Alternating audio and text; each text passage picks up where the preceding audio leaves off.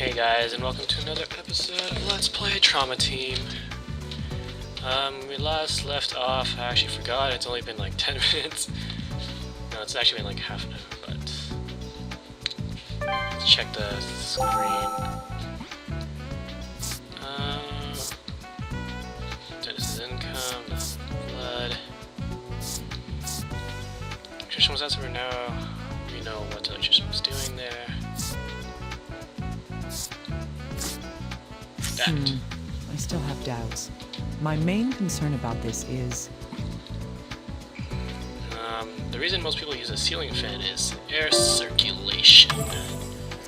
Aha! Yes. Fan. Fans circulate air within a room. I guess that's how you If fix the owner air. was having his air system fixed, the fan should have been considered part of it. Why then would the electrician fix only the heater and not the ceiling fan? Well, you can't say he's poor because he was freaking loaded. So.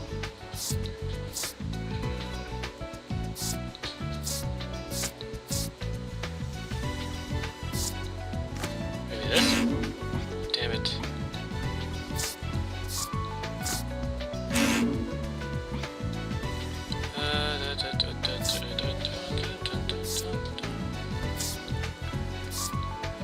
Where are the drugs at? Change clothes. Like someone's wearing doesn't match what his friend said he was wearing that day. Broken fan. Did Dennis really die from a slashed wrist? Let's see. Okay. Check out what the little guy has to tell me.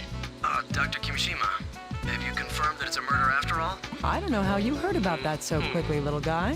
Have you been eavesdropping on me? He can do that? What? No, Forget it. I can see right through you. That's awkward. Awkward enough. oh, right, I have a new tool for you.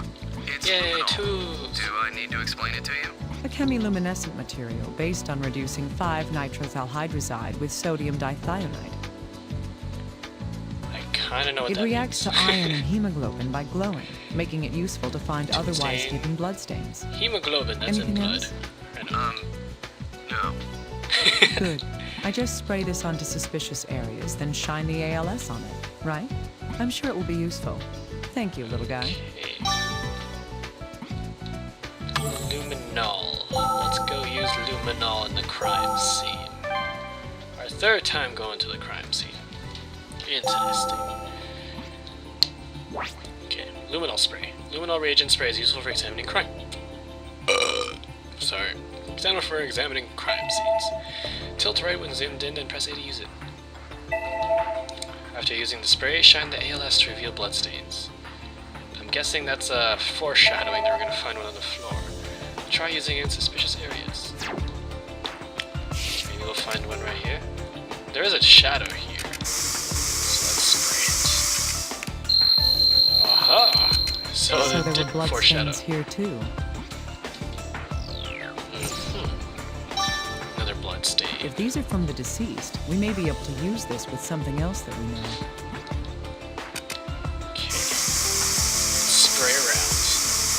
Spray, spray, spray, spray, spray, spray.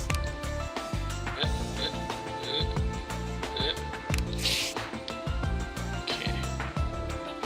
Try spraying.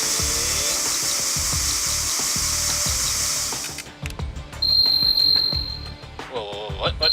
The doorknob. Huh. What is this? There's a reaction to blood on this screw that's securing the doorknob.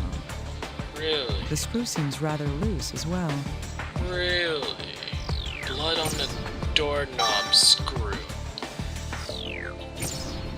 2 clues for the price of think of 1. it. The door to this room was chained shut when the fire started. Could this be related to that in some way? Quite possibly. Let's try the fan. Maybe the fan might have something. Oh my god, it does. What is that? This. There's a rope wrapped around the shaft of the ceiling fan. That is quite odd. There's no mistake. Those are bloodstains. How'd blood get up there? Ah, blood squirting up onto the ceiling. Mysterious rope. Wow, we found them all already? That's quick. Get this guy out of here. This friggin' mission's taking 3 episodes to do. Alright. I should go through the information I gathered. Oh, Dr. what do you want? Kimishima, sorry for the wait. You better be The sorry. analysis of the burnt material has come back from the laboratory. Calcium hydroxide was detected in the sample. CaOH. Calcium hydroxide? You mean slaked lime? Yes, small amounts of quicklime were also detected. Quicklime is a substance that releases a great deal of heat when it reacts with water. Exothermic reaction. Oh, I see. So this was... A great amount of heat is released when calcium hydroxide reacts with water. The heat was used to start the fire. I agree, but isn't it odd? If the killer wanted to start a fire, there are far easier ways to go about it. You're right. There must have been a reason Why for would he this. use this method? It's our job to investigate that, isn't it? God, we gotta find out the answer. One step closer, though. Burnt chemicals. Blood stains. The screw in the door was really loose. I have to analyze this. Okay, What's analyze. this? It just looks like a loose screw to me. Think harder, little guy. How was the room when the firefighters arrived at the scene? The entrance was closed, but was it completely inaccessible? When the body was discovered, the door to Dennis's room was locked only by chain, I think. Yes! That's right. The chain on the door had been attached, but the door itself wasn't locked. Sorry, but the door only opens about 15 centimeters with the chain attached. I don't even think a small child could get through a space that small. You're so unimaginative. Flex your mind and think about it. Flex my mind? How do I do that? Flex! The beach is that way! Listen to me. What I'm trying to tell you is, The killer was able to go through the door with a chain shut by removing one screw, jump kicking through it. Aha! Solid evidence. Locked room trick. this loose screw tells us everything. With the screw removed, the entire plate on the door can be swiveled around by the doorknob. The plate itself is about 20 centimeters long, so the gap increases to almost 35 centimeters. How big does somebody have to be that he couldn't fit through a space that size? Oh, I see now. That's more than enough for him to get past the door. That is very So true. the killer just screwed the plate back on from the outside after he left the room then. I think that's the most Sneaky. likely explanation. But the killer was in plain sight once he was outside the door. He wanted to finish quickly. That's what she The said. killer couldn't completely tighten the screw and left the area as we found it. Wow. That proves that this isn't quite the locked room mystery we thought it was. Huh. Very sneaky, Still, this man. doesn't help us figure out who the killer is. I need to investigate the situation in more detail. God, there you go, saying detail again.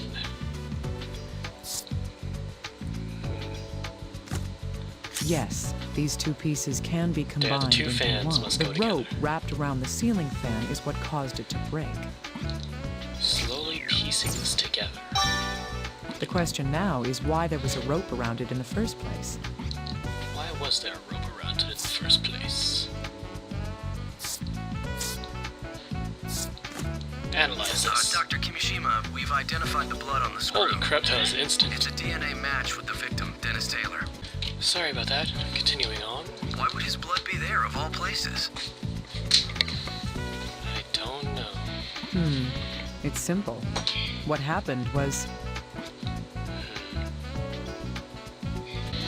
Okay, sorry about that.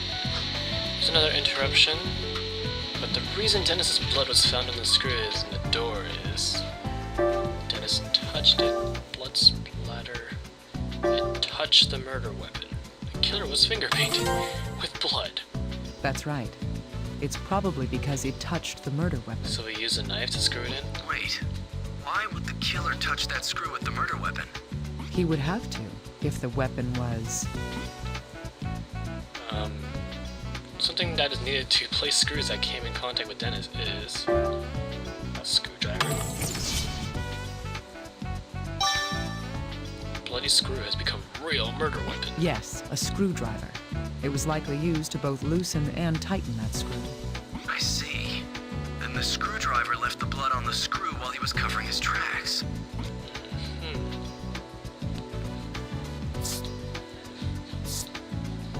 That means...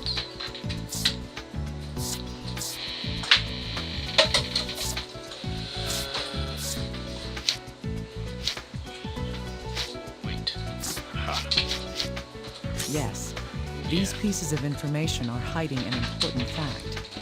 I didn't notice because the bleeding had stopped completely, but this isn't a bruise. It's a stab wound. This strange pattern here is likely... Screwdriver tip. Dun, dun, dun. What? That was careless. Screwdriver handle? How is this created by a handle? Yes, that's How do right. you stab a handle It's through something? indisputable evidence that the weapon was jammed in so deeply that the grip left a bruise. Well, that's interesting. Pierce the lung, causing him to suffocate. That explains the eye abnormalities and this. Yes. These do lead the way to a definite truth. Looking at Good the job, location of the bruise, the tip of the screwdriver must have pierced Dennis's lung. His lung would then rupture, causing pulmonary emphysema, and he would have I don't know what that suffocated. means. This explains the spots of hemorrhaging in the corpse's eyes. So he stabbed his lung and then he couldn't breathe. What actually happened that day is slowly coming to light now. I'm guessing this dead should go together with that dead. No.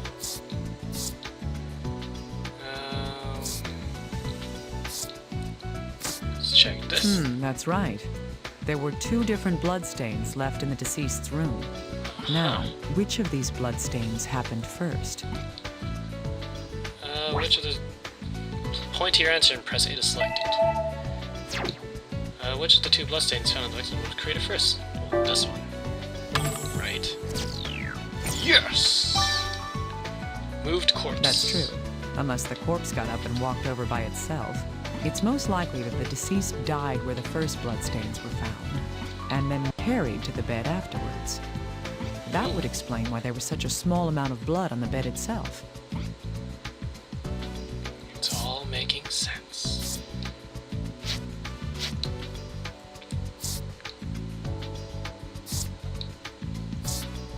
Burnt chemicals.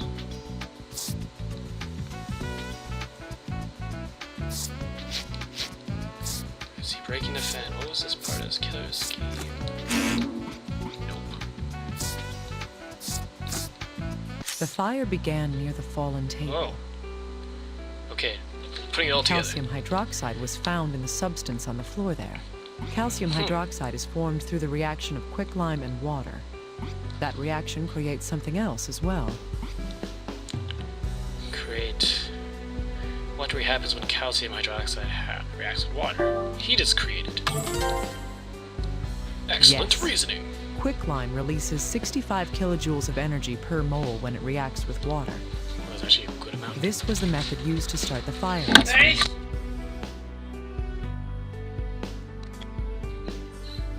First, you would place a glass of water on the table. You would also put quicklime around the floor and on the table near the glass. When the table falls over, the hydration heat caused by the reaction would cause a fire. But why would the killer go through such a complicated plan to start a fire? To prove how smart he was. That's just how he rolls. To delay the fire. Exactly. To delay, to That's give himself right. time If to all he escape. wanted was a fire, he could have just set something on fire. The killer needed to have a delay until the fire began. That's why he devised a plan that made use of 2 components. Ceiling fan and a rope. Willpower and pyrokinesis. Able to set things on fire with your mind. Yes. This trick relied on the ceiling fan and a rope. The killer wrapped one end of the rope around the fan and tied the other to a table leg. When the fan activated according to its timer, the fan wound the rope up, flipping the table over and spilling the water onto the quicklime. However, there's still one basic question left to be asked. Why did the killer have to set the room on fire in the first place? Why go through this extravagant setup to make it happen? The reason for that is...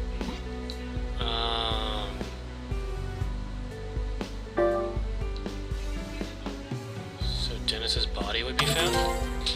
Yeah. Exactly. Yeah.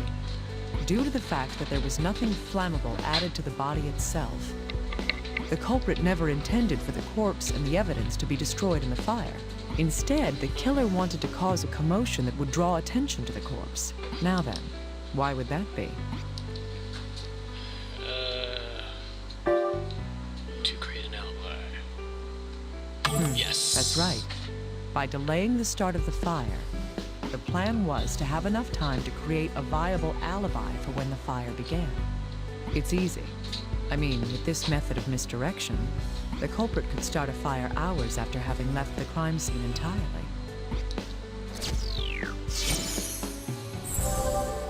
Solid evidence. This is the entire truth behind this mysterious arson. So that's like... we're almost done here.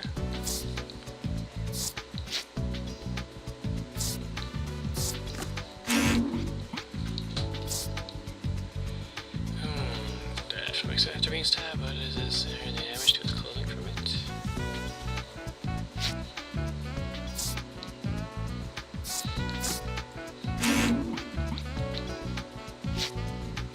Why is the guy's hand broken?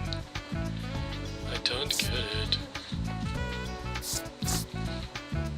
Oh, yeah. It's true Those two. then. This does have to do with the victim. But I wonder why. I get the feeling that there's something very wrong about this. There is something very wrong. Two accounts from the people who saw Dennis seem to differ dramatically. The difference is Dennis's behavior. He might not be dead. Oh, solid evidence. Oh yeah. Indeed. At first glance, it doesn't seem like these refer to the same person at all. On the one hand, drug-dealing scum enjoying his life. On the other, a man with suicidal depression. Either one of these clues is false, or there's more to this shady business that I haven't found out. In either case, the truth of the matter is that he was indeed a drug dealer. This is very odd.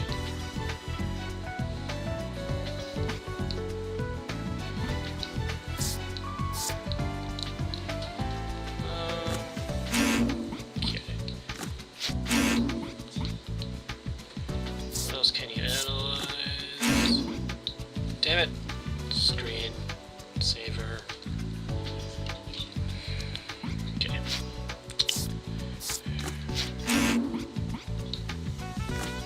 Yes. These Okay, two here can we tell go. us how the murder happened.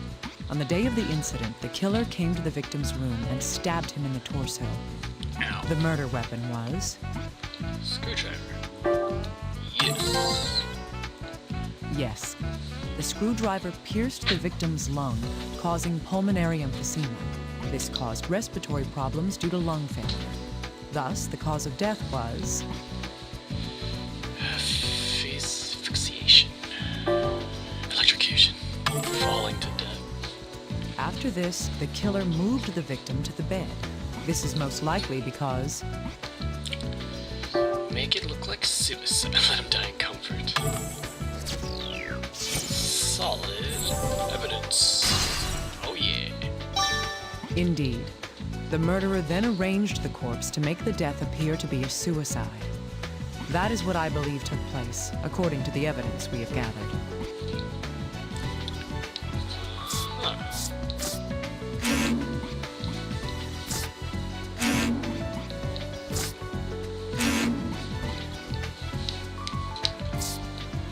The victim died from asphyxia after being stabbed, but is there any damage to his clothing from it? Dennis said created one within most of it. Held a knife and injured hand. Let's check the damage to his clothing.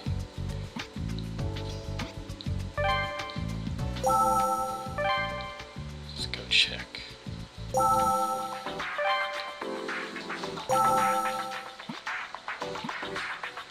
Okay. There's no This is odd. There's something missing that should be here. If the puncture wound in the abdomen is the true cause of death,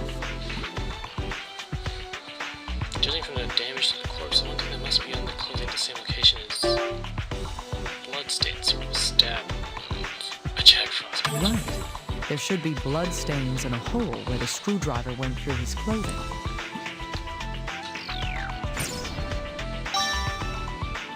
Inconsistent clothing.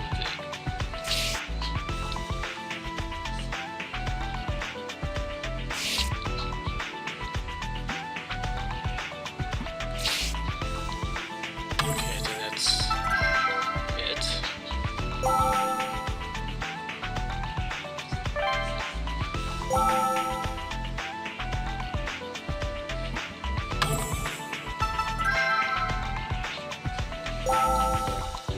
So, his clothing was changed?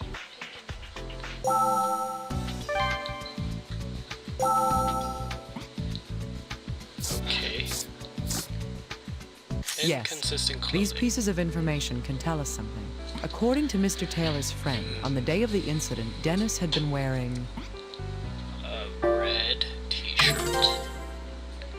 That's right. He was supposedly wearing a red Portland Jacks t-shirt that day. I don't know what Portland But Jacks when his is. body was discovered, it was wearing... A white shirt. See, t-shirt could also fit. Actually, no, it's Yes. buttoned. His corpse was found wearing a white shirt. In other words, his clothing had changed. Aha! And yet, if that was all we know, we couldn't rule out if the deceased had changed his shirt himself. But there's no stab. However, if he had, there would still be a discrepancy. The white shirt doesn't fit the facts because no indication of a stab wound. He was wearing a shirt. Yes, the corpse had a wound that wasn't reflected by the state of the clothing it was wearing. There's only one answer to this puzzle, and that is... The killer stole his clothes. Dennis was naked when he died. The killer made Dennis change. whoever had killed Mr. Taylor replaced the shirt he was wearing after killing him. The reason for doing that was... to make it look like suicide, to leave a beautiful core. Aha! Camouflage. Exactly. It was probably to hide the stab wound and make us believe the cut wrist was the cause of death. The killer staged the clever. suicide in order to mislead us.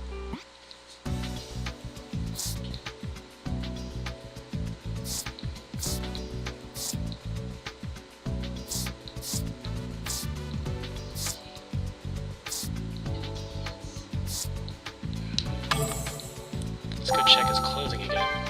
So if the killer changed his clothes, that means the killer had to have touched his clothes. Right? I've noted the inconsistency of clothing, but I can't find anything more for now. Okay. Whatever, just I can't find anything. But that means the killer had to change his clothes, right? How? Let's try connecting these two. I see. These two are related. What? How? There are no vital reactions to the broken finger. That means the damage occurred after death. Considering that the killer must have changed the victim's clothing after death, The killer really OCD. It was broken while changing. Aha! Solid evidence. Appearance of That's suicide. the killer broke the corpse's finger while changing the shirt on the body. How do you break it? Dr. Kimishima, how's the investigation going? I've almost uncovered the deception, but the truth hasn't completely been revealed. I Close see. up. So we can't arrest the culprit yet. That's right. I need conclusive evidence that can help us identify the killer. The most reliable giveaway would be if we could find a fingerprint at the crime scene. However, only the victim's fingerprints were found when HQ searched the room. I'm not surprised, considering the lengths the killer's gone to hide his tracks. The murderer was probably wearing gloves while the crime was being committed. Isn't there anything the killer might have touched? Something that would require him to take his gloves off? It's hard to think of anything. Well, the best evidence would be on a hard, slick, inorganic substance. It doesn't matter what size it is. All we can investigate are the crime scene, the corpse, and what the corpse was wearing. Could there be anything among those items that the killer touched with a bare hand? I'll have to investigate further. Thank you, little guy.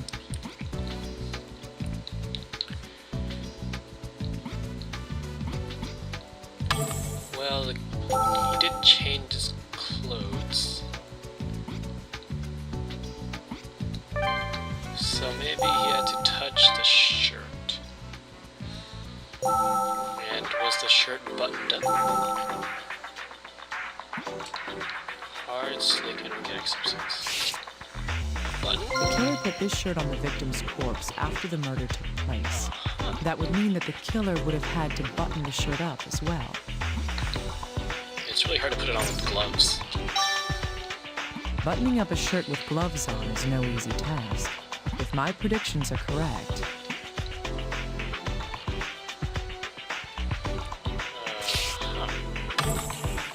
So let's go have it analyzed now.